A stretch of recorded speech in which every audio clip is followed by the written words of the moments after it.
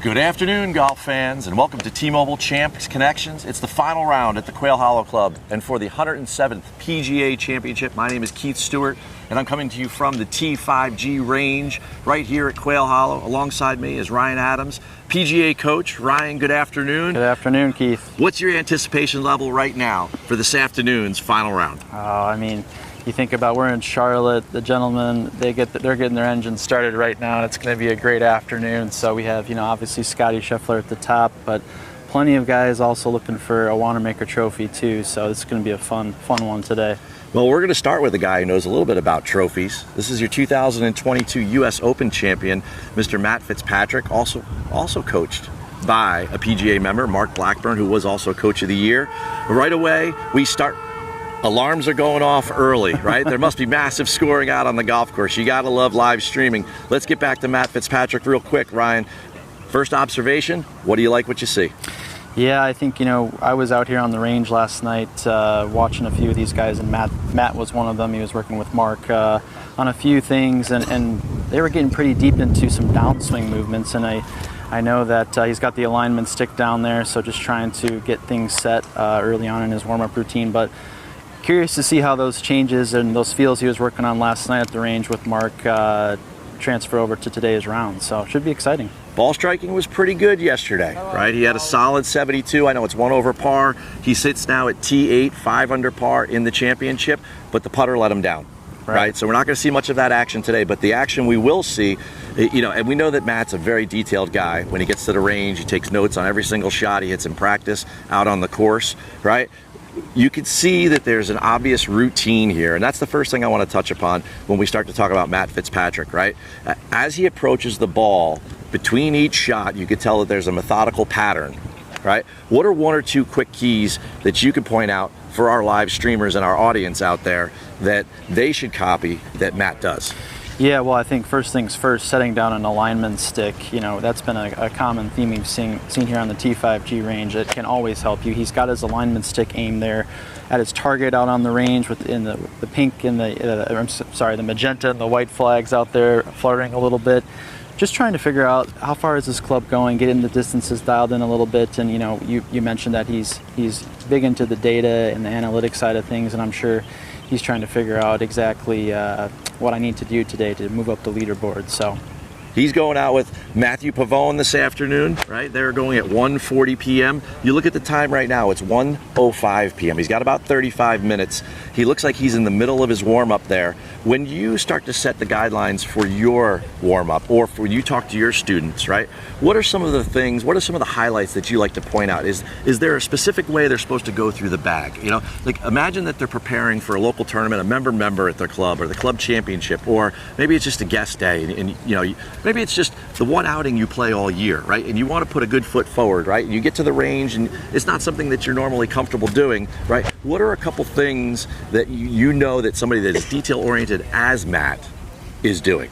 Yeah, I think, when you think about trying to prepare for a big tournament, or even if it's just the round this weekend that you're playing, I think that you want to make sure that you're starting out with shorter clubs, trying to hit the center of the club face, because it's a little bit easier to do that with your wedges. And then you start to get that feeling down, and obviously Matt and Mark were working last night on a little bit of a downswing move and that clearing of the hips. Mark had his foot up against Matt's club and seeing, hey Matt, you're getting stuck a little bit, and you do a little bit more of this. And it was really PGA coaching in action, so it was fun to see. But I think when you think about a routine, is once you get through those wedges and get those feels down, then you start to move into the longer clubs, and the clubs you're going to have more shots with out on the course, the driver, the woods, maybe a hybrid or long iron.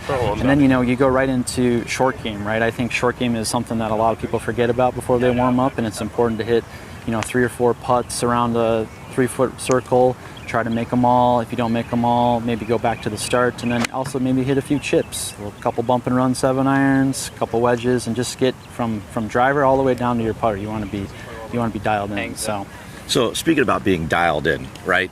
T-Mobile, they bring us all this technology so that we can bring this live stream to you. And you're going to see it all today, folks. We're going to be bouncing back and forth on this T5G range. There's magenta all over it, right? And one of the things that's cool about this is that their wireless technology allows us now to jump over to a Masters champion in Adam Scott, right? And we've seen Adam a couple times out here during this live stream, during the PGA Championship this week. Ryan, we've talked a lot about his posture. We've talked a lot about his affinity for khaki. No, I'm just kidding. We've talked a lot about the Tanimal here today. Yes, how good he's been hitting the golf ball. So Adam, you know, he's got himself there, what, a fairway medal? Looks like it. Is that what it is? Okay. Yeah. So he's been exceptional this week off the tee, right? So with the longer clubs, it's a perfect segue here for us to look at him swinging a fairway medal. He'll probably get to the driver very soon. Talk to me about why, when you see Adam Scott swing, what the keys are that make him such a great driver of the golf ball. Yeah, I think, you know, and you can see the alignment stick down there. It's a little bit closer to the ball, and I think, you know, you think about alignment aids and how they can help you. Another way that outside of aiming at the target is making sure that you're good with your takeaway, right? So he's always had a very nice move off the ball. You can see he'll kind of probably just go hover right over the back of that alignment aid and go straight back, and then hinges wrists up, and then he's ready to roll, right, with his downswing. But you can also see from this down the line view of his posture, and he never really leaves his posture. A lot of the times, you know, you think about when you miss off the tee or maybe from the fairway, you come out of your posture a little bit, and you might jump up a little bit or go down and try to, you know, find a way to get back to impact using the wrong parts of your body. So what I like about Adam is he just turns around, he just coils back and turns around the middle of his spine, right? There's not a lot of wasted movement in Adam Scott's swing, and I think that's why he's been such a successful player for decades. So, you know, you mentioned a lot of talk there about his posture, and I think that there's a unique thing you can see down the line here, right? If you want to break up the shades of khaki there that Adam's wearing today, look at his belt line, right? So as he takes this swing right here, everyone notice his belt line. Notice how the right side of his belt is a little lower than the left. So many amateurs out there I see out on the range that they have their belt level at follow through. And we talked a lot about this with Rory yesterday. They get the trail shoulder for a right-handed golfer. That's your right shoulder gets underneath. That's what will make you a great player when it comes to especially the longer clubs, right? So if you're at home and you're watching this live stream, or you're out there on your lawn chair in the yard, you know, maybe sipping a drink, you know, you got an outdoor TV. It's a beautiful day down here in Carolina. If you're not here with us at the Quail Hollow Club and on the T5G range, I don't blame you, because it's beautiful. Maybe you're out playing golf somewhere and just listening to us. You got to get that belt, right? You got to get it a little lower on the right-hand side for a right-handed golfer, or, you know, on your follow-through side, your trail side. Right, yeah, exactly. And, you know, we got a nice look here at the T5G range screen, and this is a great experience for the fans here on site to see exactly where, you know, if they can't trace the ball with their own eyes, and sometimes kind of hard to see because these guys hit it so far, but you can see how consistent Adam Scott is with this fairway wood, right? A little bit of a draw on 2 shots and then a really high straight ball too. So he's obviously trying to maybe work on a few fairway finders today. He's long enough to where he doesn't really maybe need a driver off every tee out here at Quail Hollow, although it's a very long course, but he's got a pretty good distance. You saw he hit that one 290 there with 172 ball speed. So he's got plenty of distance, and maybe he's just trying to find the center cut a little bit more for some more birdie opportunities. Ryan, when I think of Adam Scott, the one number that stands out in my mind, it's 95. This is his 95th consecutive major that he's teeing it up. Most in the field, right? He's got the longest streak in the field, and it's the way he drives the golf ball. And the switch over to the long putter. We don't have a putter here on this T5G range. We don't have a putting green, but we could talk here about the driver and the fairway woods and the long clubs, right? And to continue that conversation, he hits fairways, and that's why he's great at major championships, and that's why he's been so consistent throughout his career, right? And that consistency for me goes back to the fundamentals, right? And as he takes his time here, it is a little on the warm side. We got some breeze here today. You see the magenta flags flapping in the wind out there on the T5G range, but as he starts now to go into his pre-shot routine, to continue to hit and figure out how to find fairways today, right? His posture, what's a good way for people that are at home right now that maybe want to pop up off the couch and they want to figure out, you know, how should I stand? Where's my ball position for the driver? And also, how should I stand? How far? How close? Where does it sit? Near my front foot? Near my back foot? There's all, I have all these questions, Ryan. Yep. Yeah. PGA, right? Yeah, of course. Okay, PGA coach. Help us out. I got you. Okay, so let's just break it down one by one. So we'll start with posture, right? So if you're on the couch at home, I want you to stand up and just stand up straight. and then have your hands and put it right on your belt line and just push in a little bit and then flex your knees a little bit. And that right there is exactly what Adam Scott's doing. He's not too bent over. He's not too upright. He's right in a nice athletic position where he feels confident that I can turn the club back and not be out of place or off plane. And I think sometimes with amateur golfers is that they will have too much knee flex or sit more in their heels or sit more like hunched over, right? So honestly, I would take a picture of Adam Scott's setup here if you're at home and just bring that with you to the range and say, okay, this is what I need to look like, and have a buddy take a video or a picture of your swing, or a PGA coach rather, even if you have that, and try to just see exactly what your posture looks like and try to mirror Adam Scott's. And then as far as, hands go away from the club, your driver is fit for you, or it should be fit for you, so you'll kind of have a natural feeling of how far it should be. And then I like to have my driver ball placement up more towards my front heel. I think that's a good spot to get a nice launch. So, and we're getting a nice shot here of what the fans that are filled up these bleachers behind these guys as they wait for the leaders to come out for the final round of the 107th PGA Championship. There's a lot of data up on that screen that's provided by T-Mobile and all of their wireless action out here on the range. The technology of this T5G range is just unbelievable. Adam Scott, he's cruising at about 185 miles an hour of ball speed with this driver here, and he's carrying it out there over 300 yards. Now, here's a guy who's in his mid-40s, right? Alex Noren, he's another 40-something guy, right? Adam's hitting nearly 70%. He's hitting 69% of his greens in regulation this week.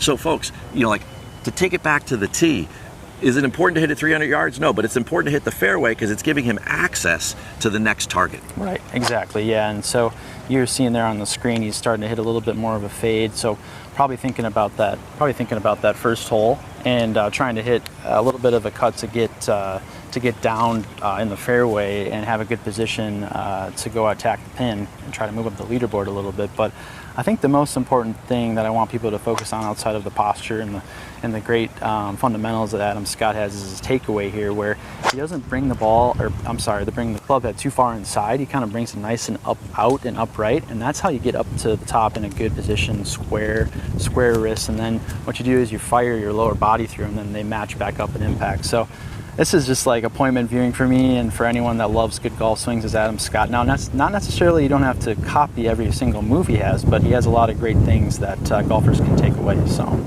well, we're going to go from Adam Scott over to another splendid ball striker and a newer name out there on tour in Matthew Pavone, right? And he hits a ton of fairways too. But we have a question from the chat, and they talk, how do I improve my course management? And I think Matthew Pavone and the way that he's been playing this week at the PGA Championship down here at Quail Hollow Club is a perfect example to touch on this question from the chat. And that is that he primarily plays a left to right ball flight, okay? Even on the holes out here, which maybe call for a draw, Pavone is just playing less of a fade because he's a right-handed golfer, so that left to right movement on the golf ball, even with his iron approach shots. And if a pin is on the left side of the green, then he goes for the middle of the green. So in order to improve at course management, the first thing I always recommend to people, and I'll get to you in a second as a PGA coach, Ryan, but the first thing I recommend to people is that, go with what you do. Right? People try to change things all the time. And, most amateur golfers, we're not good at the first thing that we do, right? So we're going to take on 2 and 3 and 4 different things to do today. If you're used to moving the ball in one particular direction, the best piece of advice I could give you, the best PSA I could throw at you while you're watching these guys, is that if Matthew Pavone likes to hit it left to right, and he's always going to hit it left to right, then you should do that too. So if you're a right to left person, then always play the right to left look. If you're a left to right person, then you play like Pavone. Do you have something to add on that there, Brian? Yeah, I think, as far as course management goes, the more you can rely on a certain shot shape too, the more confident you'll be, and you're able to march around the golf course a little bit easier, right? If you're starting to, I got to hit it this way because the holes face this way, or I got to work my draw that I've worked on, twice in my life, and try to hit a left-hand side pin, I got to do that. You can't think like that, right? Like Pavone today, I'm sure, is all thinking, I'm doing all fades today, right? This is what I've been working on for all week, all my career. Like, this is what I hit, and I'm going to stick to it, right? And I think, it inspires some confidence probably in himself because he knows that that ball is going to just teardrop down to the right off of the apex of the ball. And we can see here on the screen, we'll get a good example of that, is he's just pounding the left to right shot. and you can see the 2 shots on the right kind of tail off a little bit, and they're perfect for that first hole. That's a little dogleg right, so he's already probably thinking about that.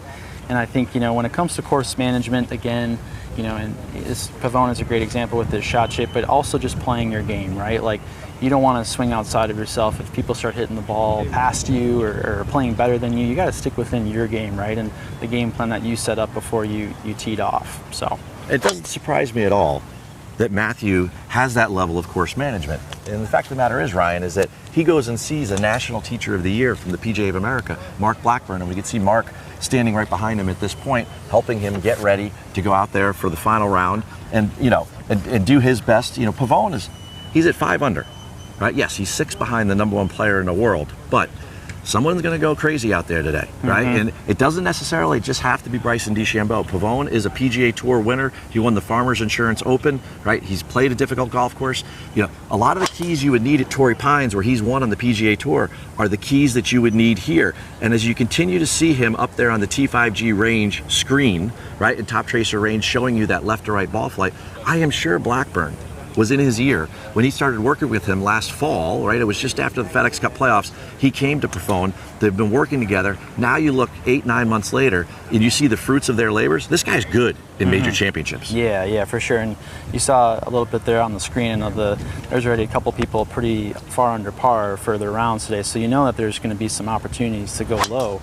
And I think, Mark probably is doing what any PGA coach would do, and he's not upsetting the apple cart, so to speak, Keith, and he's letting Pavone just kind of do what he does best and try to fine-tune things, right? Like the other day I was speaking with teacher and coach of the year, Jason Bale, and he was talking about his student, Ryan Gerard, and he was saying, I just let Ryan do his thing, and when he asked me questions, I tried to fine-tune things. I don't really change anything unless he tells me to, right? So for those at home, you're the one that knows your golf swing best, and I think a PGA coach like Mark Blackburn or Jason Bale or whoever, Randy Smith with Scotty Scheffler, whoever you lean on, I think that just remind them that you know your swing best and they're there to help you, right? And it's a mutual relationship, and I think that's how you can succeed. Hey Ryan, check out the shot of the crowd that they're full house. They're all not just here for Matthew Pavone. I mean, they're probably waiting for Scotty to get out here too. But getting back to Pavone, right? The ball striking, and look at the similarities between the way he sets up to the golf ball and Adam Scott and Matt Fitzpatrick. Folks, if you continue to watch these guys, and this is why T-Mobile Wireless is this is why we all came together and we whiteboarded this innovative concept, because you could learn so much here from just their repetitive swings on the range. When you go out and you watch on the golf course with the wind, with the conditions, they might manipulate a couple things, but watching Matthew Pavone here swing after swing play the same shot shape is going to allow you to learn from him. How does he manage the golf course? Well, right. Guess what? That's how I should manage the golf course. And he's taking a break. It is a little warm out here this afternoon. We are down in Charlotte, right? And, to go back to where you started, right? The engines might be running a little bit hot this afternoon, right, on the racetrack. And, you're right. This racetrack, Quail Hollow Club, right, to take a step back for a moment, is in impeccable shape, right? And I think that the guys are going low early this morning because we finally have a situation this afternoon where the golf course has dried out a little bit. We're getting a little roll in the fairways, right? The guys that can bomb it out there a little bit more, like a Pavone, right? They have the opportunity to get a little closer to these greens, and there have been some pin positions today. We've seen a lot of eagles already on the 7th hole. That whole location is down in a bucket. I mean, there could be an albatross there today. Right? Yeah. What, quick question for you, right? Just as an aside. Sorry for the tangent, but maybe this will get the chat going, right? Mm-hmm. What do you think's harder, an albatross or a hole-in-one? We've seen 2 hole-in-ones this week. Yeah. We haven't seen an albatross. I mean, we saw a hole-in-one too from 251 from Siwoo Kim, so that was a pretty impressive one. I have to say albatross just because it's a longer distance for the most part when you make an albatross, but anytime you make either is a great accomplishment. So pretty cool. Now here's something cool out here on the tee. Sun's in that. Looks better, right? Of course.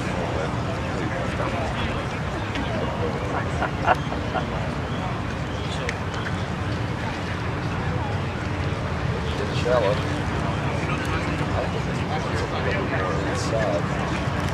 That's the place where you have to feel like it's shallow.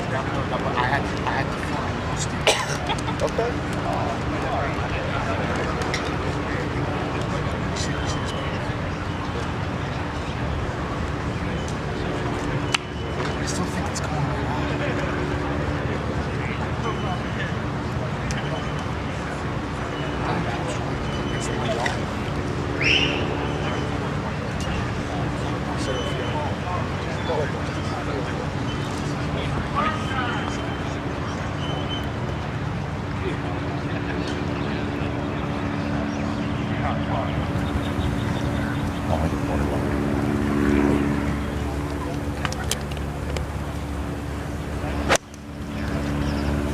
Good afternoon, golf fans. We are back on the range at the Quail Hollow Club. This is T-Mobile Champ Connections. I'm your host, Keith Stewart, alongside Ryan Adams, a PGA coach, and we are on site watching Tom Kim. He just went through his final round this morning. You know what? I think he took a couple mental notes, Ryan, and now he's back out here working. You know, I think it's important to point out that we've seen some guys out here on the range the last couple days, pre and post round. Right? When you go out and play golf as a PGA coach, what do you learn from your round? And then when you go after the round and you head back to the range, I think more players almost should forget the warm-up aspect prior. But afterwards, you can have some really important learning sessions when it comes to working on your golf game. Right, yeah, and I know in the chat we've had a question about alignment sticks and everything that they can do for your game, and we'll get to that in a second. But it makes me think of, I played in the Northern Texas PGA Professional Championship a couple of years ago and didn't have a good round. So I went right to the range and just tried to figure out, hey, what went wrong with this round today? And it was a great learning opportunity for myself, and I'm sure Tom's kind of doing the same thing, right? Where he's like, what went wrong today in my round, and what can I do right so I can be prepared for their next tournament, right? Because he's still got 3/4 of his season left to play, so he wants to make sure that he doesn't let this bad round or this bad week in his mind affect him, right? And so, going back to what you see on the ground there, the alignment stick is, I think that alignment stick, it's in the name, right? That how it can help you is that it can help you align better with your target. So you can either set it up against your feet, you could set two, and you could have one up against your feet and one kind of near the ball for your target line. And your target line and your feet should always be aligned to the same spot, right? That's when people get in trouble, is their feet are aimed to the left, the target line's to the right, and you can guess where the ball goes, not straight. So I think Tom is just probably trying to, and I love this little drill he's doing here with the club, gripping down to the steel, just trying to feel that drop down right before impact and just clearing out and making sure that he's getting squared up. So, Ryan, I think when he was looking at his phone, he was watching T-Mobile Champ Connections. He was watching you and I to see what he could learn. Oh, he's got he knows, right? When it comes to post-round, right, you have some feels that you had out on the golf course, and now you come back to the range, but you could be a little bit more repetitive here. Out on the golf course, you're hitting a shot maybe once every 10 minutes, right? Mm-hmm. Maybe a little quicker, maybe a little longer, right? It's after a drive, you might not hit the ball for maybe 11 or 12 minutes, or it might be 6 minutes. We don't, but when you are now on the range and you can make 2 or 3 swings in a row and you can gain from some of these feels, talk about the mental side of it. Maybe he's making some swing changes, right? When he was out there, he was kind of rating in his mind, and maybe that's what he's reading on his phone, right? Maybe he took notes where he's like, you know what? When I was hitting my mid-irons, right, I didn't trust my new feels as much as I should have. Right, exactly. And it looks like he's on the phone with somebody, so maybe trying to, phone a friend and say, were you watching my swing this morning? What did you see? So, I think now you see the ball, you just kind of hitting balls a little bit and just trying to get a feel. And there's the real MVP of the week, Karechi, picking up balls, and we love that. It's great to see that technology out there, just bringing balls back, because there's no golf balls, there's no warm-up sessions. So, and guess what? Tom Kim's phone, it's not working on this range without all the wireless technology from T-Mobile, right? So it's not just Karachi that's out there picking up the golf balls without a person driving him. He's trying to get a hotspot signal from Karachi, I think, and not working for him, so he's dialing in a little bit. I think maybe Paul Tesori, his caddy, right, and Charlotte guy, right? I think he took a video and he sent it to his coach, and it looks like they're now having a conversation about what it is he should work on, right? So if you're just joining us, folks, If you're just joining us, folks, guess what? This is T-Mobile Champ Connections. We've been out here every day.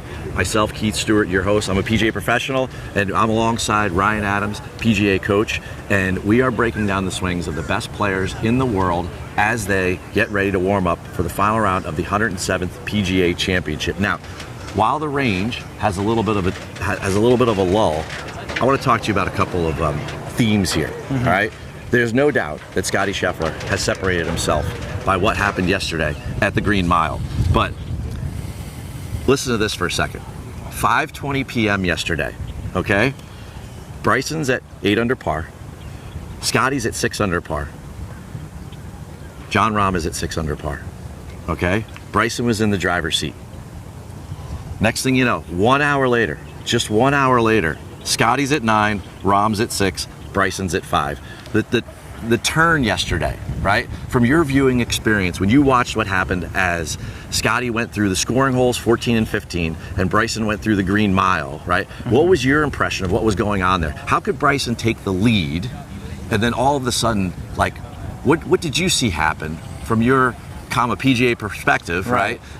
When he doesn't get up and down on 16 next to the green, and then all of a sudden he pulls that 9-iron on 17. Only 3 guys hit it in the water. What could have possibly happened there? Yeah, I think you saw the green mile really show its teeth, right? And it's played as 3 of the hardest holes all week, maybe the top 3 hardest holes. I know 18 certainly has, but it just goes to show that when you're out there on that finishing stretch that you have to be so dialed in, and you saw the difference, right? Scotty Scheffler's at the top, Bryson's, a couple strokes back, right? And that's how it ended up. And I think Bryson was maybe a little bit loose or didn't have the wind maybe dialed in on 17, and that's how he found the water. And when it comes down to a PGA Championship, it's like the strokes, every stroke matters, and I'm sure they know that, we know that as fans. And here comes the man himself, Bryson, to warm up a little bit. And I think, I'm curious to see how Bryson responds right away, because he's a big momentum guy, right? And if he comes out firing, who knows where he'll end up today.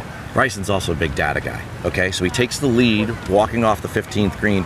He's got basically, at that point, a 30% chance to win the golf tournament. Right? I know it's still early on, they have a whole nother round, but when it comes down to the data, at that point, right? He finished the night, well, strike that. Scotty finished the night with a 75% chance to win the golf tournament, right? That's how much things swung, and that's what I'm locked in for this afternoon. Like, watching these guys warm up, and they know in the back of their mind that they have got to have a good warm-up session, but you know that they're thinking about the tee shot on 16, the tee shot on 17, rolling the ball on some of those greens, and of course, the closing tee shot, right? No hole has had more double bogeys this week than 18, right? It's playing as the hardest hole on the golf course, 0.4 of a stroke over par, and Bryson, he has a huge advantage. Yesterday with that crosswind, he hits 3-wood off the tee, and the ball gets blown all the way over to the bunker, and he's inside the bunker lip, and now he can't get to the green. He made a nice up and down to save par, but he went 3 over on the green mile, while Scotty went 2 under, and that's where we sit today. So it'd be interesting to me to sit down with Bryson as maybe as he was walking from the short game practice facility over here now to the range, and as he gets going, he set up his technology there. He's using the Top Tracer range.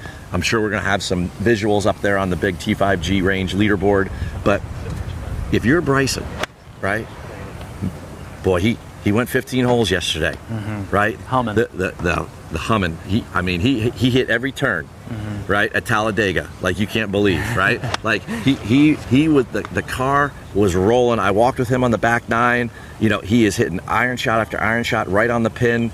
He had 96 yards to the hole on 12. It's a 460-yard par 4, right? It was downwind, downhill, and he piped the drive down there, right? So,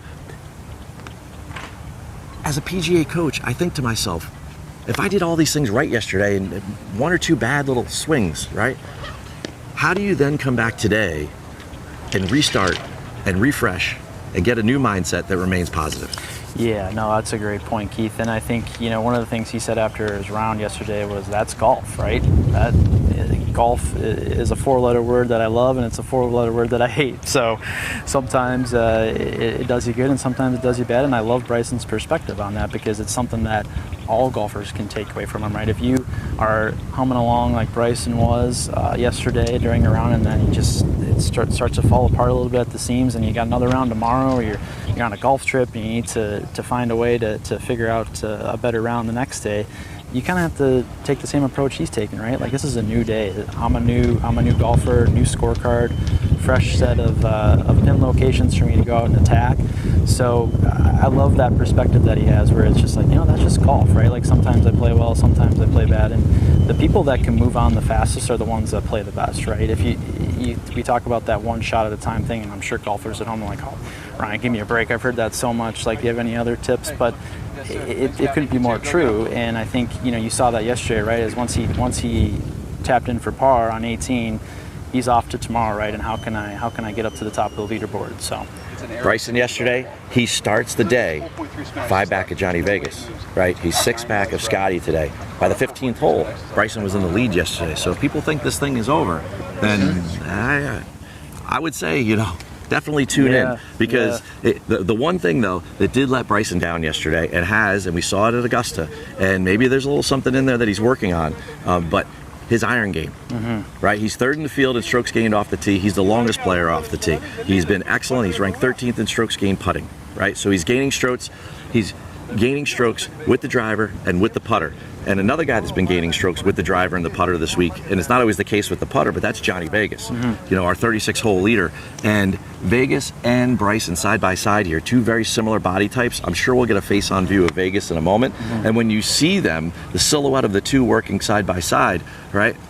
Maybe Bryson should take a look over at Johnny Vegas and say, Johnny, how do you hit your irons so good? So share that secret with us, Ryan. Yeah, for sure. Well, I think, the start of it is what you see here on the screen, right? And it's just good fundamentals, good solid grip. You can see he's pretty neutral, maybe a little strong for his grip, but he's just working on trying to figure out how do I get that belt buckle pointed towards my target, right, and finishing my shots. With irons, you want to make sure that you're always finishing your shots, right? Like if you're not getting your lower body through and kind of pointing to the right or to the left of where you want to aim, that ball is not going to fly towards your target. So I think that's one thing. And then I love this alignment stick that he's kind of set up here. It's a almost like a right angle, so to speak, where one of the alignment sticks is aimed at his target and the other one is he's working on his ball position there. So he did this yesterday, and we kind of watched him progress through and just nudge the alignment stick that's perpendicular up in his stance as his clubs got longer. But I love how he starts out with training aids, right? And I think for those at home, if alignment sticks are not expensive, right? You can go to your local golf store and get them. And I think it's important to make sure you start out with the fundamentals and making sure you're lined up right, your ball position's good. We saw that with Adam Scott. We see that with Scotty Scheffler and his grip, and now we're seeing it with Johnny Vegas here on the range. As the golf season gets ready up north, right? Here's a quick PGA Pro hack for you, right? Go to the hardware store. They're also called plow sticks, right? This time of year, they're on sale. Get as many as you want, and make sure there's always one in your bag. It's not going to add to the total weight of your bag. And if you get two, then you can work on here with what Vegas is doing. We saw yesterday, people stick alignment rods in the ground like Tommy Fleetwood does. Some of the players, they'll put them out in front of them about 10 feet. And if you're, like we were talking about Matthew Pavone, you intentionally play one ball flight, right? Then you're trying to curve it around the stick. I mean, there's so many different uses that you can have.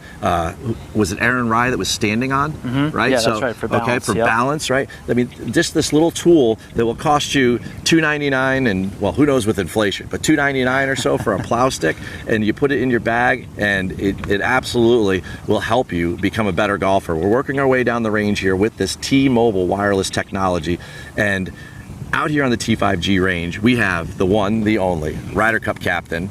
And there's a lot of stories here. One extra thing about Bryson, right, is that this is a big stage for him today, not just to win the PGA Championship, but Keegan doesn't get to see him play under pressure a lot. If he wants to get chosen for Bethpage, and he seems like a good fit for that place, right? I mean, where wouldn't he be a good fit for? Right. But Keegan might be looking down the range, or he might be looking for some roars coming from Bryson that he could then maybe translate to some roars there at Bethpage back in the fall. What do you see with Keegan here? Yeah, for sure. And Keegan, his dad is a PGA of America golf professional, Mark Bradley, so you know that Keegan has had the fundamentals dialed in since he was a little kid. But Keegan's a little bit of a taller player, stands a little bit more upright, but I think that's due to his height, and that's a swing that's worked for him, and he's grooved it really nicely to the tune of some PGA Tour victories, and of course the major championship victory a few years ago at Atlanta Athletic Club.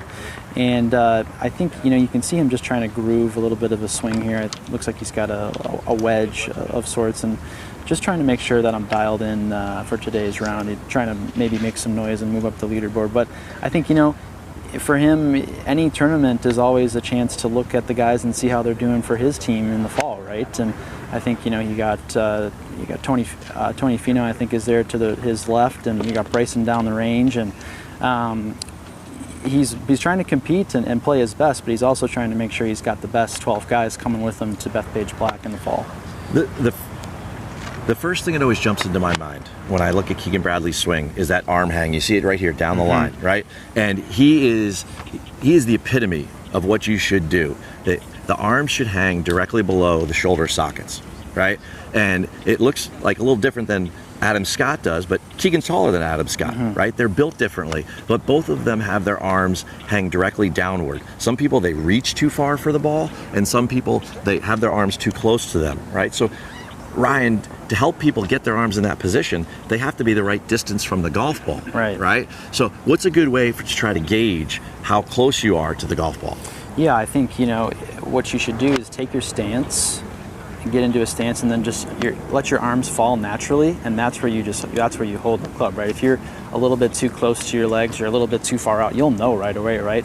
But if you let those arms hang naturally, that's right where your hands need to be, right? And if you're a little bit taller like Keegan or a little bit shorter, it might be look a little different than your buddies or your family members. But you got to remember that each of these players out here has a swing that fits their skill set, their height, their ball speed, whatever, right? And so they're all dialed in on that, and they make it stay the same. A lot of times when you get in trouble, you try something that's outside of your comfort zone, right? Like, well, I see that, Keegan stands like this compared to the ball. Maybe I should try that. Well, that's the trick here when we're at the T5G ranges. It's fun to watch these guys and think, well, I should be swinging like them.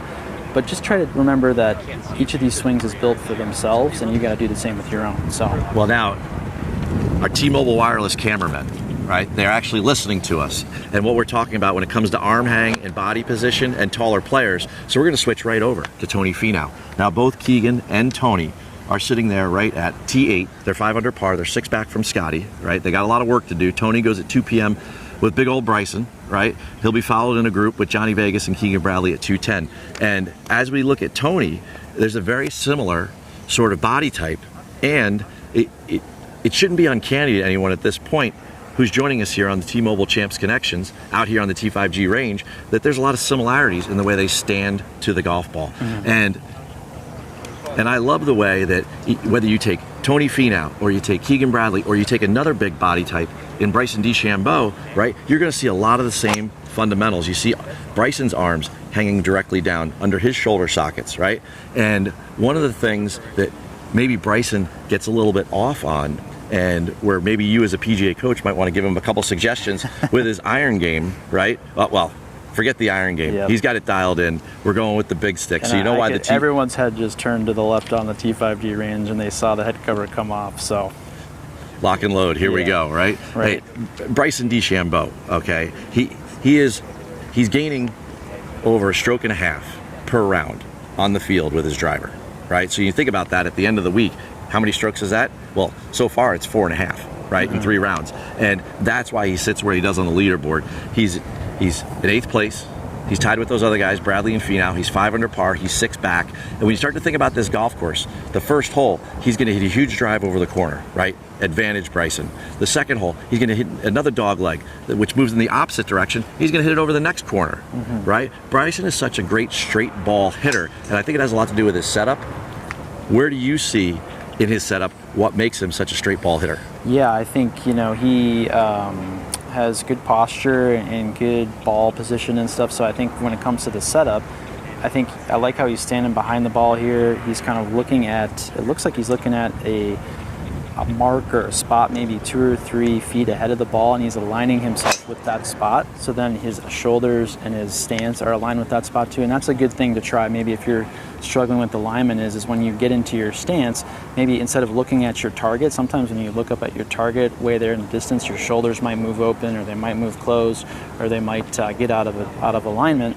So if you're just looking maybe a couple feet ahead of the ball with something that's aligned a through line all the way to your target, like Bryson's doing here, I think that might help your alignment a little bit, and then help you hit a little bit of a straighter ball too. So, and you can see right there, if you zoom in and you're looking at that T5G range leaderboard, Bryson's up on the big board.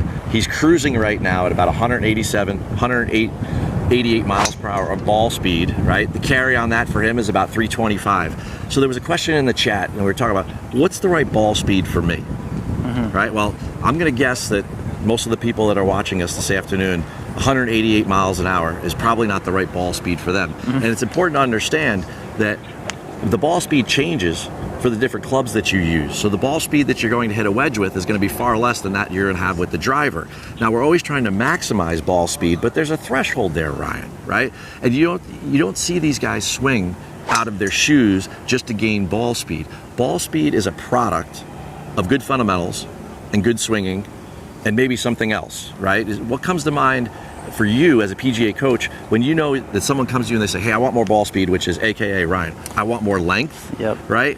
What do you try to key on and work on outside of the fundamentals that we see Bryson doing here that's going to help the folks at home? Well, I think it's a two-part answer. The first part is making sure that your equipment is fit for your golf swing. So Bryson has his driver and his woods and all of his clubs custom fit for his speed and for his height and for his whatever preferences that he wanted.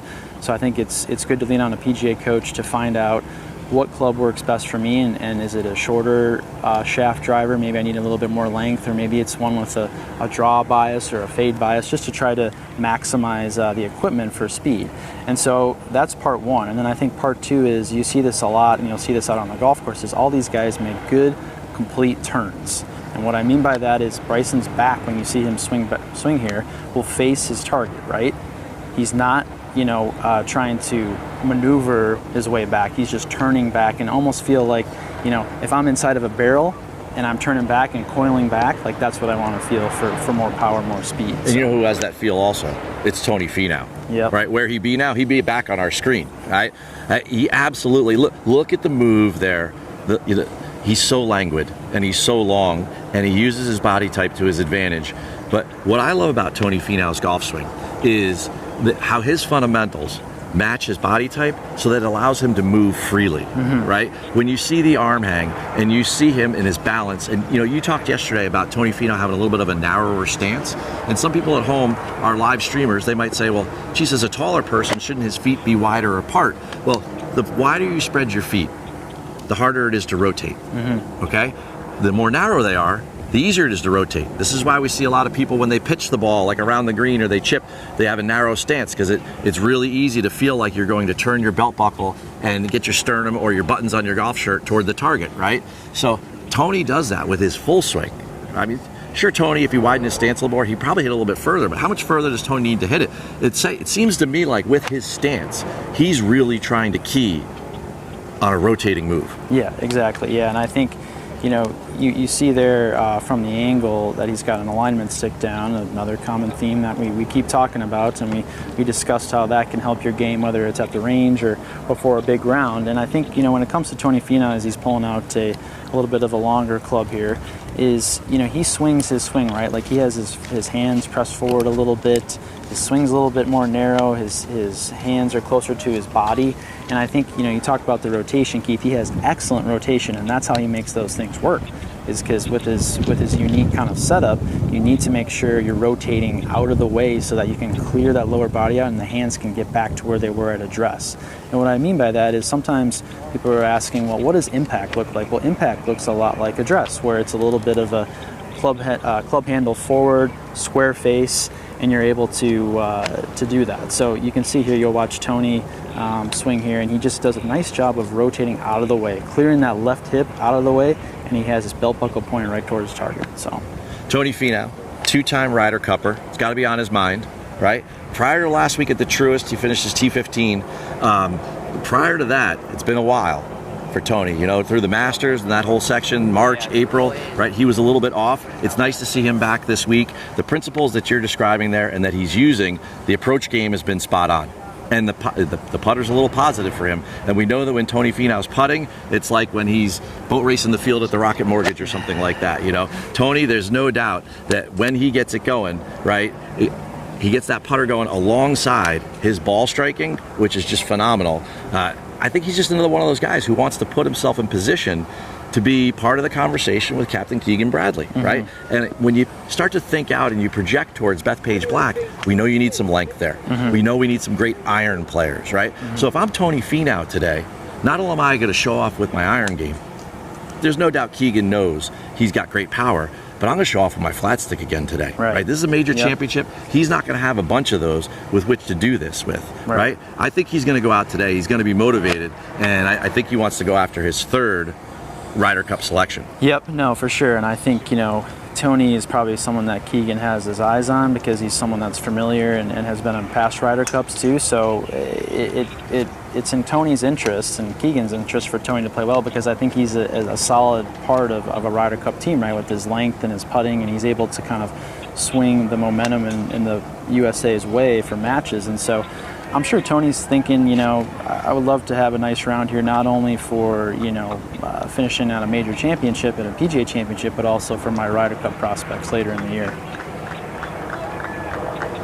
All right, well, I'll tell you what, just 65 miles away, Mr. JT Poston, right? He grew up in Hickory, North Carolina, and he's here with us now.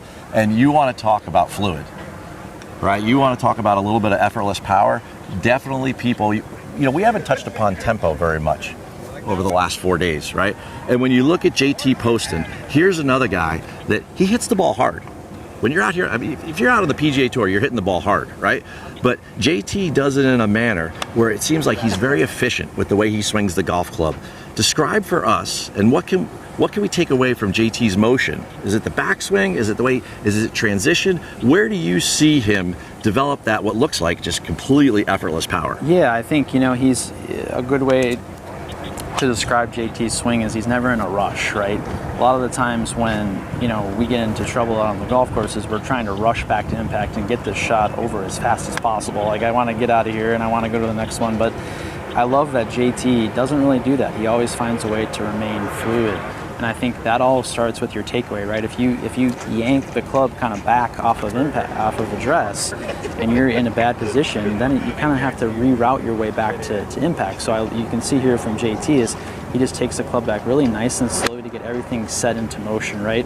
And when we think about the backswing, that's what you want to do, is you want to get everything set into the right positions. And you don't necessarily need to take that back really fast. You need to make sure that you're taking it back at a tempo that's right for you. And I think, you watch JT swing here a little bit and you can see that he starts out his backswing nice and fluidly versus trying to get to the top as fast as possible. 3 under par, 68 yesterday out on the golf course. Impressive. It was windy. Conditions were tough. He played late in the afternoon.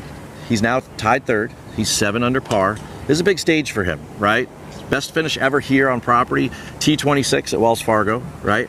And in the PGA, his best ever finish is T40. And now all of a sudden he finds himself, in the second to last group in a major championship, right? That tempo is going to be tested today. Mm-hmm. Do you have any tempo drills that we can run over and tell JT that he could use when he's out there today? Like, is there something about maybe like your pre-shot swing, or like when you walk up to a tee box, what are you thinking in your mind to try to stick to your own game plan and not get pulled into what Davis Riley's doing with him today in that penultimate group? Yeah, I think, something tempo drill or tempo feeling tip that I've always tried to do is you can flip the club the opposite way, hold it near the club head, and just swing the club. And if you hear that whoosh noise that the grip makes when you're swinging it, that's the proper tempo, right? And if it's too fast of a sound, it might be too fast of a tempo, and if you don't hear it enough, it might not be a little too slow. So maybe pull out your driver or 3-wood a little bit longer of a club and grip it towards the club head, and just take a few swings and just try to dial in your tempo there. And I think that's a good way to figure out what's best for you. Well, I think that JT is going to deliver today. The postman's going to take care of business. The one guy that we've been waiting to see take care of some business in a major championship, and really since he won the Masters back in 2023, that's Jon Rahm. And I know our T-Mobile wireless camera guys, they're bringing him up next, right? Now we're talking about guys, T5, right? He's in 5th place, -6, 5 strokes behind Scotty, but we know Jon Rahm is a top 5 player in the world. He's got the firepower, right, to chase Scotty down. And he's been Jon Rahm this week, right? Mm-hmm. He's number 1 in strokes gained off the tee. He's number 17 in approach. He's number 18 using the putter, right? That's the kind of Jon Rahm that we were used to, right, before he started playing over on the Live Tour, right? I know he gets a bunch of top 10s over there, right? But iron sharpens iron. He's back in a major championship setting, right? And what do you see that Jon Rahm has back that he's using that's got him near the top of the leaderboard? Yeah, no, I think confidence first, Keith, is what's back with Jon Rahm. And I think, he operates a little, shall we say, hotter than most out on the golf course. And I think, he uses that emotion to really motivate himself to play better. And so I think he's found a way to kind of channel it a little bit. It's not so much of a negative thing anymore. And I think, anytime Jon Rahm is in the hunt for a major championship, you have to consider him, right? And I think he's one of those people that, even if he doesn't chase down Scottie Scheffler, he probably will definitely go, top 5. So I think, and we see the alignment stick here again with Jon, and he's got it set up to the right side of the golf ball. And I think, when you see that, he's focusing a little bit more on making sure that I'm making the center contact, because if he didn't, he'd probably hit into that alignment stick. So maybe not a drill you try if you just went and bought the alignment stick at the plow stick, as Keith said, at the Home Depot, but something that also you can do when you get a little bit better. A couple keys here I'd like to reiterate, right? At the risk of being redundant, things we've talked about today, right? The arm hang, right? A little bit narrower of a stance. He's a big guy. He's working on rotating through. The belt line.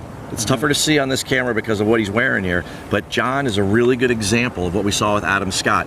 He really maintains his spine angle throughout his golf swing. So we've talked a lot about how the shoulders and some of the appendages move around the spine, right? But I want to talk about the spine just for a second, because when you look at Jon, right, as he hits the golf ball, if you can imagine where his spine is as we look at him, it doesn't matter what angle. When you're face on, it doesn't move very much side to side. It doesn't move left to right or right to left. When he takes the club away, it doesn't slide to his right, right? But also down the line, you see that the left shoulder goes around the spine, the right shoulder goes around the spine, and then as such, he's not moving that part of his body, and as such, that's part of why he strikes the ball so well. Right, yeah, and he's one of those, and we talked a little bit about turn and how you feel a proper turn. He's one of those guys that always makes sure that he's properly turned because of his a little bit similar to Tony Fenau, a little bit more of a narrow stance, a little bit closer to the body with his hands. So proper rotation is extremely important. And I think another thing you're seeing here is hydration, right?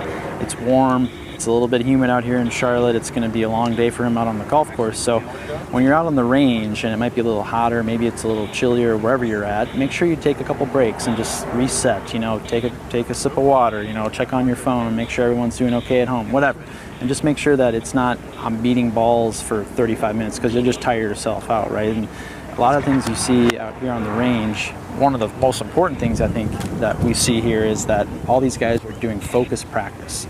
They're not necessarily trying to get as many balls out to the range for Krejci to go pick up as possible.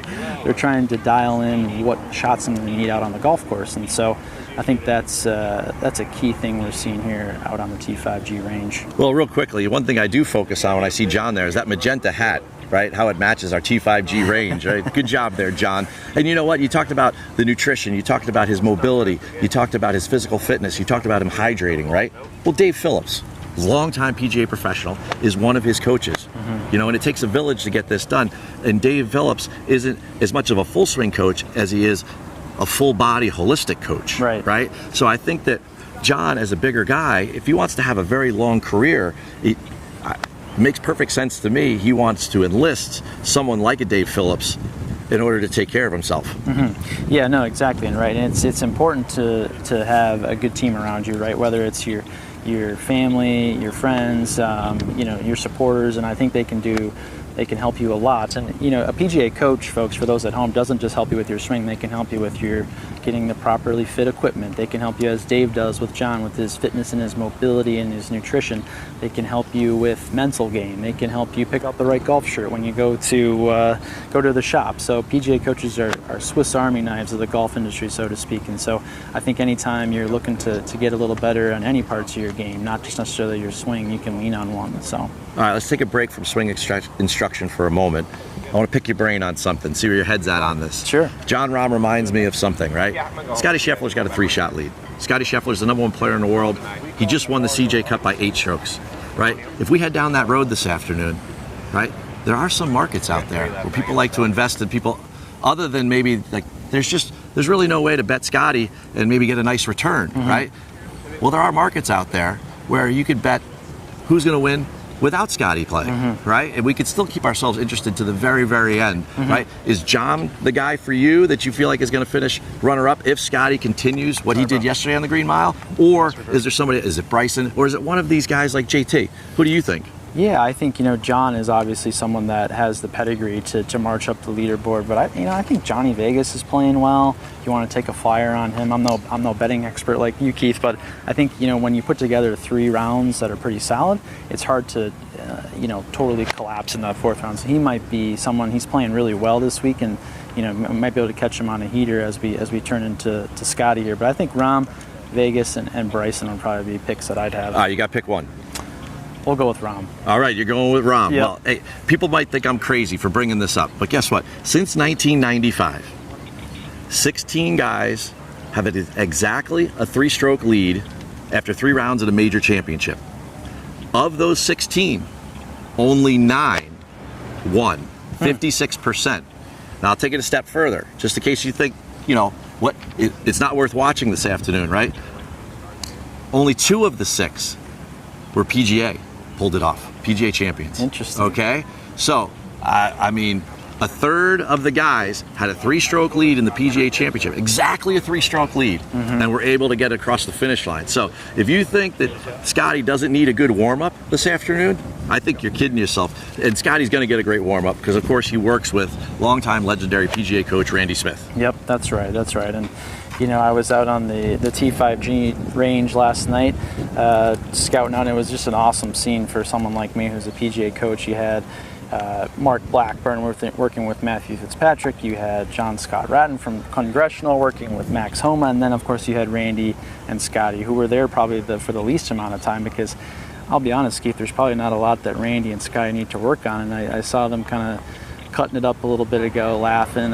That's Randy's MO, right? He's trying to keep Scotty as loose as possible, and between him and his caddy, Ted Scott, they got a great team here. That's a good environment for Scotty to really go out and find his first Wanamaker Trophy. Well, hey, 7 times he's had the 54-hole lead. 7 times he's closed it. He's got a perfect record. 2 of those are Masters victories, right? So he's gonna be tested today by this field. There's no doubt about that. And he's been so consistent. Right? It's absolutely, it's phenomenal. He had the injury to his lead hand, right? Making raviolis with a wine glass. I still can't even wrap my head around how he could even this is like Tiger driving, right? Take an Uber, right? Scotty, hire a chef, do something, right? Since he's come back though, right? He's had 9 starts this year. His worst finish is T25, and he won his last start, right? To take it a step further, even before the ravioli injury, right? Back in 2024, he gets 9 wins. He had 21 starts. He had 18 top 10s, right? We all marvel at the consistency of his iron game, right? And as we watch him warming up here right now, Scotty Scheffler, right? What is it? We see, those watching the stream right now, we see a lot of movement going on, right? What are you focusing in on as a PGA coach that is just one simple principle that we can practice and run out to the range at home. And everyone gets a chance to come here where you and I are at the T5G range, that we can run out to our own range at home and then mimic or mirror this one principle in Scotty's swing. Yeah, well, you saw right there, as Keith was describing the swing, is Scotty had his club in just the left hand, checking that grip, making sure it's okay, right? And I think that's something that Scotty and Randy has done a great job with. Scotty is just drilling into him the importance of your grip, right? And you'll see him probably today, check it out on the golf course, check it out, later in his practice routine here on the T5G range.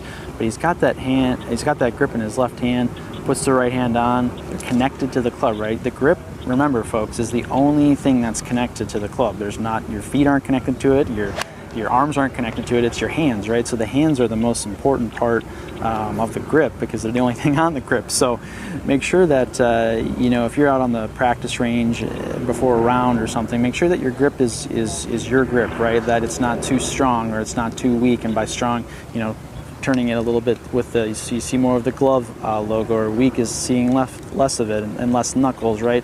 And I think you want to make sure that the grip is in a good spot. And Randy's probably doing that with Scotty like they do every time. So, one of the things that caught my attention, his post-round press conference, he talked about how the conditions were very difficult yesterday. Very windy. Golf course was very much firming up. The greens, of course, have been firm all week, right? And he said, you're going to get some bad bounces. Now, he got some great bounces yesterday, but you're going to get some bad bounces. And I loved his mindset in the way that he was willing to just let air out of the balloon. He didn't let things bother him. Right? And you can see that even in the way that he warms up, right? And the idea that every single swing he checks that grip, right? Something as basic as that, right? How many times when you're warming up to get ready for an important round, right? What are you thinking about during your routine in order to have that level of positive mindset that you know that Scotty's going to bring out there this afternoon in competition? Yeah, I think, that lead hand is like your main connecting point of the two hands, right? If you're watching this at home, it's important to make sure that they're in a good spot, right? And so I think checking, you don't necessarily need to check it every time like Scotty does. Like, what I'll say about this is that if Scotty stopped checking his grip, then he's out of his routine, right? And Randy would probably say, Scotty, what happened to checking your grip? We do that every time. What's going on? Or Ted Scott, Scotty, what's going on? Make sure we get back in our routine, right? And so if that's something that you want to introduce into your swing, I'm all for it, but make sure that it becomes part of it every time, right? If you just do it because, I saw Scotty do it at the T5G range, so I must have to do it. But introducing, something new to your routine, I think, when it comes to the fundamentals, if you can do that and kind of marry the two together, I'm all for it. So speaking of marrying two things together, right? The 107th PGA Championship, PGA of America partnered up with T-Mobile to bring you the T5G range, right? We see side by side, right now we see the T5G range leaderboard. We're getting all the data up there and the shot tracers from Top Tracer Range on Scotty Scheffler, right? But you talk about how you got to stick to that grip every time, just like Scotty, right? It puts you in that right mental focus, right? We have our fact checkers working on this, right? But I've heard this before out there. Ted Scott, he's always preaching the PGA. Posture, grip, alignment, right? There's no truth to the rumor. I'm not sure who picked the letters PGA, right? But maybe it had to do more with posture, grip, alignment than it had to do with Professional Golfers Association. I don't know. But I love the connection. Call me crazy, right? But having a PGA pro, Randy Smith, longtime PGA pro, and Scotty would have been watching the greats like Justin Leonard, right? And what they would be doing? Checking their PGA, right? So Randy Smith just isn't doing this with Scotty, right? He's just not doing it with Gary Woodland. Right? He's been doing this for decades, right? He's been passing along this kind of grip mentality, right? Which I think is really cool. Yeah, for sure. And Scotty, down in Dallas at Royal Oaks, learned from obviously working with Randy, and then just by, assimilation next to Justin Leonard and then those guys, right? Is just seeing the best compete. And I love, when he was growing up, he would go out and compete with those guys, and they would go out and play, and like he wanted to beat them. And he's kind of a little bit of a, we'll call it, you might be on the quieter side, but he's got the mentality of he's coming out and I'm winning this tournament. His engine runs hard, right? His competitive engine. Exactly. So I think the most important thing that Scotty could do today is just stick to what you said, Keith, the PGA, posture, grip, alignment, especially the grip, because that's his kind of his forte. And we saw the other day on Friday night, Randy was working on a little bit of a drill with him, holding his belt loops and trying to get that sequencing right with the downswing. And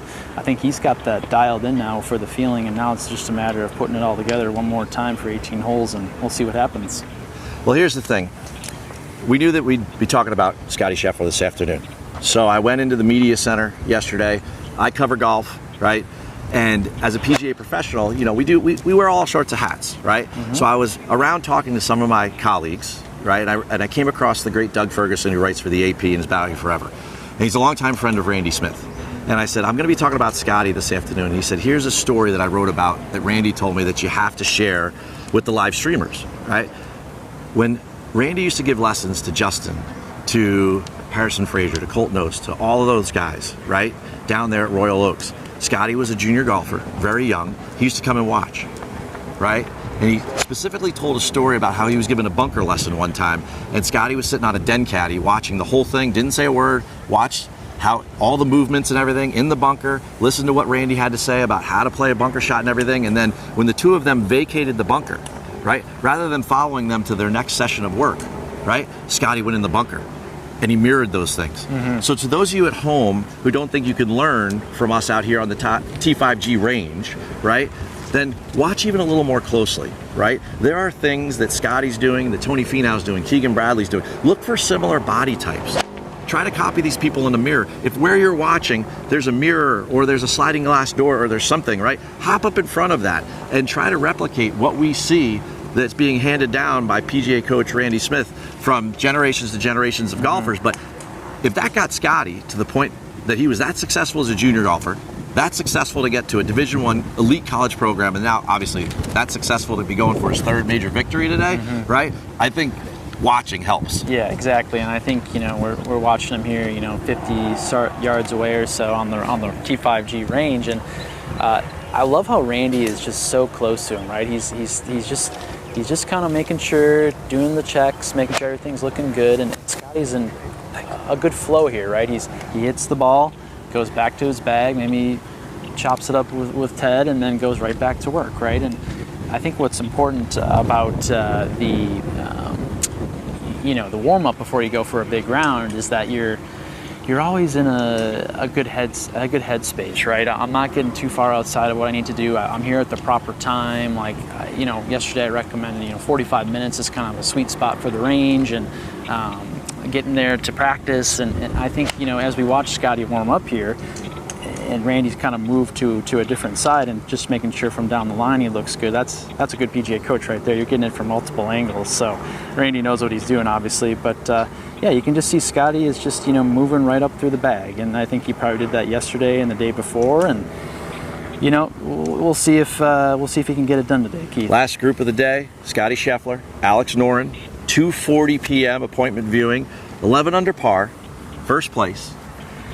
One of the things I know that he's gone over with his PGA coach, Randy Smith, but he's also gone over with Ted Scott, who's his teammate and partner on this walk this afternoon, this possible championship walk that they're going to have, right, is that to get back to the earlier question in the chat about course management, right, they know where they're going to attack and they know where they're going to be patient. And I think that Scotty Scheffler is an incredibly patient guy. But then I think back to yesterday. I was following Bryson. I was right with Bryson on 17T when he hits the ball in the water. At the same time, I look across the lake, and the drive is coming down 14 that lands 2 feet 9 inches from the hole by Scotty Scheffler. Scotty Scheffler has played holes 14 and 15 this week at 7 under par. He's 11 under par total, right? There's 16 more holes out there. This is a difficult championship layout, right? And I think it's important how those two guys look for their points of where to attack, and also their points of where to, kind of maybe be a little bit more patient. Yeah, exactly. And, we're seeing his playing competitor here, Alex Noren, warm up, and I'm sure the chat is asking what the heck's going on with Alex Noren's downswing, but we'll get to that in a minute. Yeah, I think, this is major championship setting, right? Like everyone is ready to go and trying to get dialed in. And as we watch Alex warm up here, he's got an interesting move, right? He's a little bit more of a grinder on the range. He hits a lot of golf balls, and he's been injured, and he's kind of come back in a flurry, actually, after missing a lot of time, and now he's right near the top of the leaderboard. So hopefully he kind of gives us the gift of his unique little pre-shot routine here at some point. But he's a left to right ball hitter, and he's obviously working on curving, aiming for pretty far left and trying to get that back and to the center. And I think it'll be interesting to see how Alex does today, Keith, because I think he's in a unique setting with Scotty, the world #1 and multi-major champion, and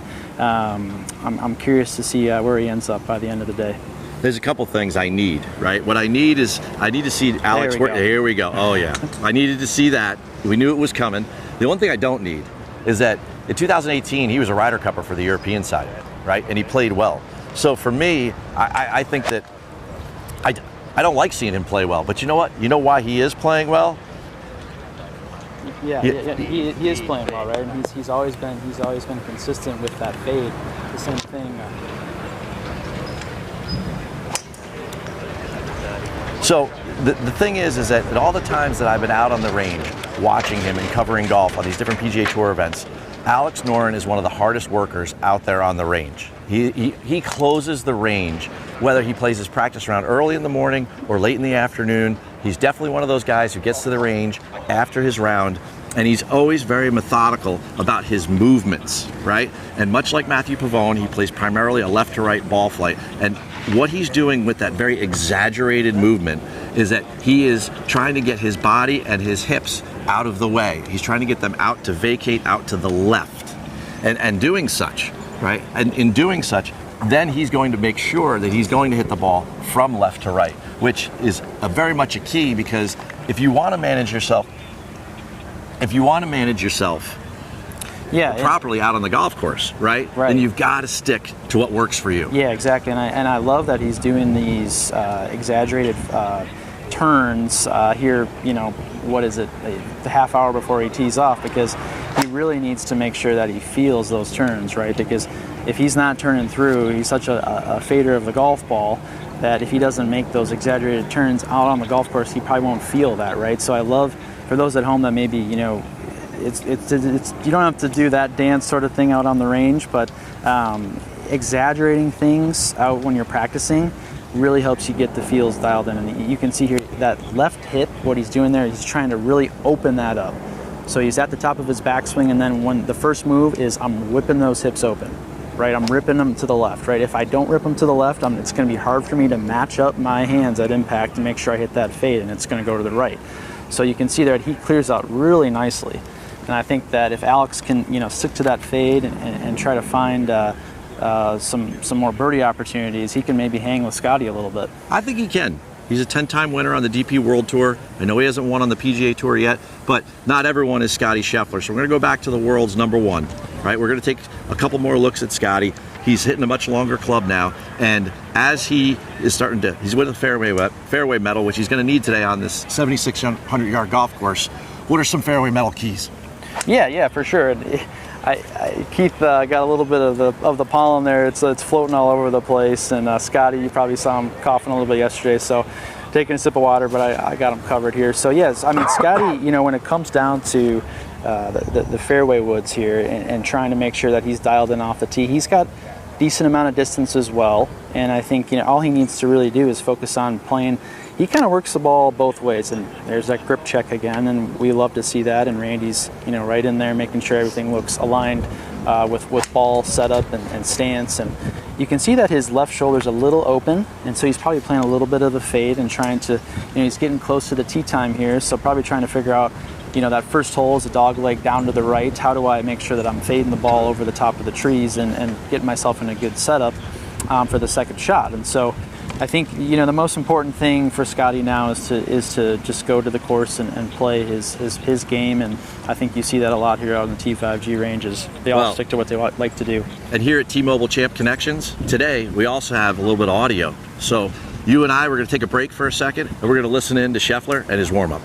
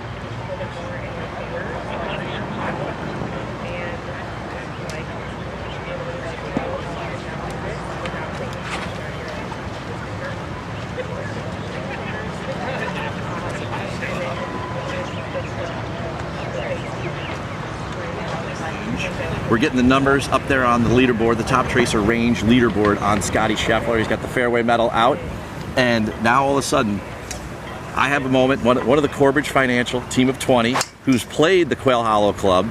We have a true treat this afternoon here for our live streamers. Tom Johnson, right? Yeah, thank you. We're watching the number one player in the world warm up, Yep. right? Yep. You had to warm up here a couple days. You had to play some practice rounds. Right. Just broad strokes.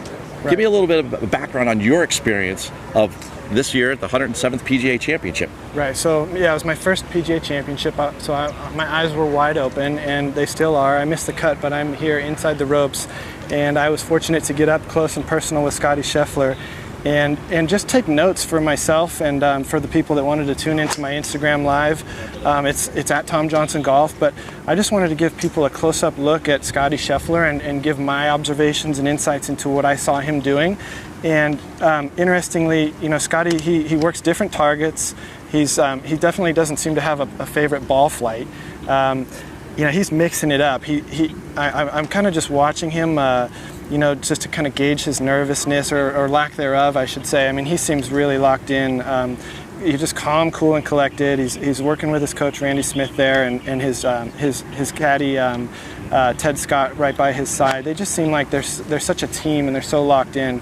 But yeah, a couple of my observations is he's got this really basic training aid that's the grip reminder that's got all of the, if you've never gripped a club before and you put your hands on that.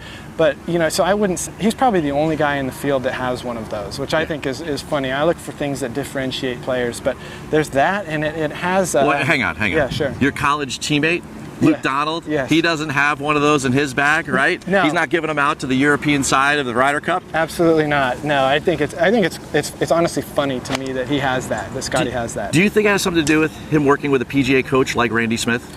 I think definitely. I mean, most of these players are working really closely with a coach this week, and I didn't bring one, and I think I'm in the minority there. I mean, these coaches are here all week long too. It's not like they're just showing up Monday, Tuesday, and leaving on Wednesday. I mean, they're here until Sunday, until the last possible minute. So I know that Scotty's worked with Randy Smith from God, 6 years old or something like that. So there's a comfort factor there too. Yeah, I think Randy definitely books his hotels through Mondays. He books them through Mondays. Now, when you think about what Scotty does, there's a lot of interpretations, but you as a great player, right? The Scotty shuffle, the back foot moving around, right? What's your interpretation of that, and what can the live streamers that are watching this at home, what's one of the principles and what's one of the fundamentals involved there that if they look at that, they go, well, should I be doing that with my foot, or what is he doing that causes that? Right, so first thing I would say is in this range session, you'll notice he's not doing that. He has got superb balance and control right now. So this is something that you're going to see a lot more when he's on the golf course and he's shaping shots and working different trajectories, and the feet have to give way. So what I mean by that is if you watch any number of these PGA Championship contestants and you watch their left foot, their lead foot, it is not staying planted. It is rolling. It's if I had to say it in as few words as possible, I would say roll your ankle, but don't twist up. Right? Don't fall over. Don't hurt yourself. But it's got to give way for your knees to be able to extend and for your hips to be able to clear. So Scotty just does that to an ample degree, right? I would say tippy toe finish on the back foot, left foot rolling you're not in a stable, planted position, and nor should you be.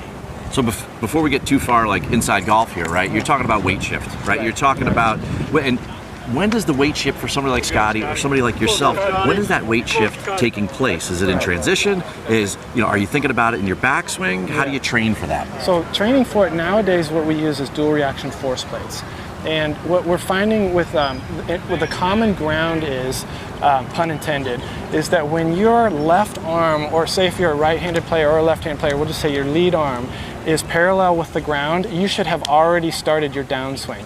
So that means that your lead arm, from when it's parallel to the ground to all the way up to the top of the backswing, it's making a backswing while your lower body is making a downswing. So that's where the separation and the disassociation from your arm swing and your lower body swing is happening, is from when your lead arm is parallel with the ground. That's the most common way to answer that question. All right, this is going to be a good transition because the setup here is that now we're taking a look at Alex Noren. Okay. And he has that premeditative move, right? That to me is a lot about separation, right? Yeah. It's a lot about how he's going to move his body in order to create that left to right ball flight, right? When you're teaching students, right? When you're working with people, when they are working on the keys that you're trying to communicate to them, what do you try to do with either drills or premeditated moves like this or whatever? People need to exaggerate more, don't they? That's a great way of saying it. Yes, you need to exaggerate more.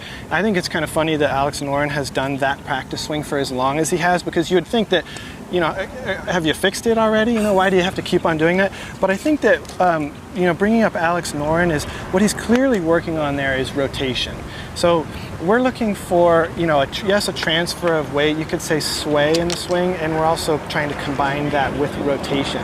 So he probably feels like he's coming up short on the rotation side of things, and he realizes that that's a tendency of his. So it'll never be fixed. It's more about getting to know your game, own your game, understand your tendencies, and that's why I would say he's continued to do that same, wild-looking practice swing. Now, before we wrap up here this afternoon, all of this brought to us by T-Mobile, this Champ Connections out here on the T5G range, has been about pre-game routines, about warm-up routines, right? Take us through when you got to your competitive rounds this week, right? Take us through what your warm-up routine was like. Not like Tuesday, Wednesday when you're practicing things, you go out on the golf course, you find certain keys that you need to use, but like when you got ready for your opening round on Thursday, what is your pre-gamer like?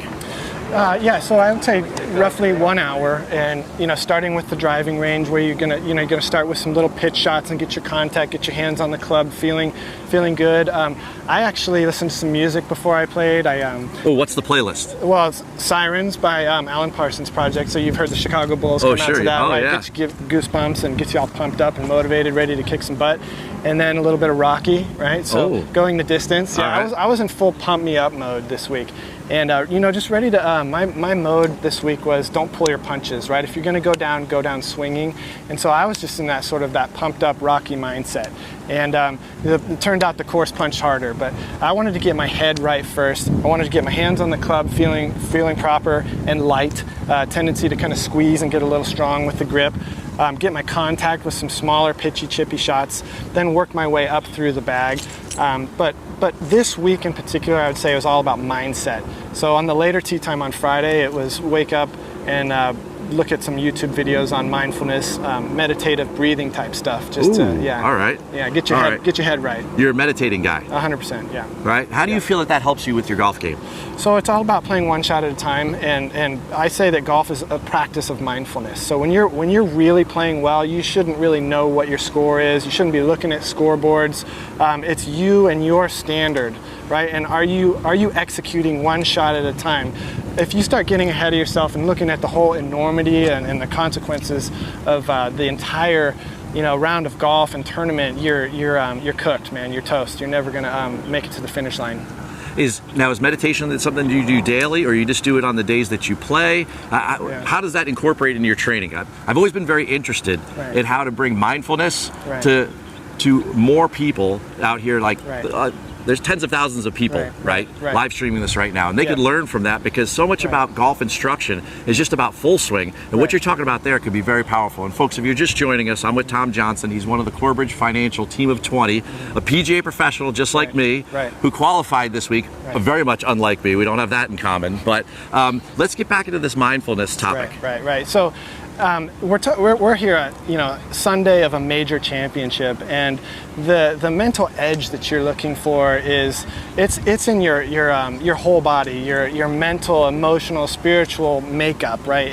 And as I mentioned before, the goal is to play one shot at a time the best that you can. And it sounds cliche, but every single one of these guys out here, that's exactly what they're trying to do. They're not trying to get ahead of themselves. It's generally getting ahead of themselves. It's not so much beating themselves up for things and mistakes that they've made. It's about getting ahead and thinking about winning, and they just can't do that. So the practice of meditation is about being present, being right here, right now, keeping your feet on the ground and your head out of the clouds. So it's really about, meditation is about when you catch yourself getting ahead of yourself and future tripping, it's about recognizing that thought and bringing it back to your breath generally, right? Mm-hmm. So breath work, so most of these guys have that tool. So you'll hear about things like box breathing. That's where you're in through your nose to a count of 4, pause for 4, and then exhale 4. But that diaphragmatic breathing is really helpful. And it's also just a grounding, getting back into your body. It's a tool that, athletes across all kinds of sports are using, and golfers are probably, if they're not using, breath work and meditation, then I would be very surprised, honestly. I'd say pretty much all of them are. Before I let you go, Yep. right, and I love that explanation. I meditate every day, and I find that when I'm doing performances like this, it's very helpful because there's a lot going on, right? And you have to slow things down in your brain, just like you had a lot going on this week. Right. When you walk away from this, it might take a week, might take 2 weeks, right? What are you most proud of this week that you accomplished? I'm most proud of just the way that I conducted myself and represented myself, my family, and Meadow Club where I work, and the PGA of America. So I know that I'm not just out here on an island, but I'm supported, and I just wanted to just put my best foot forward. And like I said earlier, if I go down, I'm going to go down swinging. I didn't make apprehensive swings, and I'm just proud of my etiquette, my professionalism, and I just that's my answer. Just proud of the way I conducted myself. Well, as a fellow PGA professional, I'm proud of all 20 of you guys and what you bring to the table because, you guys are fighting frost delays as well as you're fighting your fades, right? So it's absolutely important to have you guys out here being competitive and then also being a part of this live stream. We can't thank T-Mobile enough. Who's winning this afternoon? Scotty Scheffler, without a doubt. Scotty Scheffler, without a doubt, right? Without a doubt. So from jail to Quail, he's taking home the trophy. Is that what he's doing? Is that what he's doing, Tom? That's awesome. That's well, awesome. hey, I'm glad you're having as much fun out here as I have had for 4 days. I'm your host, Keith Stewart, and on behalf of Ryan Adams, also a PGA coach, I can't thank T-Mobile enough for Champ Connections. This T5G range is off the charts. Karachi for picking up all the balls. We'll see you probably at the Ryder Cup, but if not sooner, thank you for watching, and that's it for me. Thank you. Thanks for having me.